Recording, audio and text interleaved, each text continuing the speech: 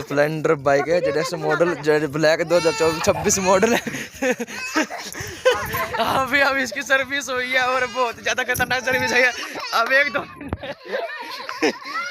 दो महीने तक पूरे बढ़िया तरीके से चलेगा। अभी 1-2 महीने तक बहुत बढ़िया चलेगा अभी स्प्लेंडर जेड ब्लैक।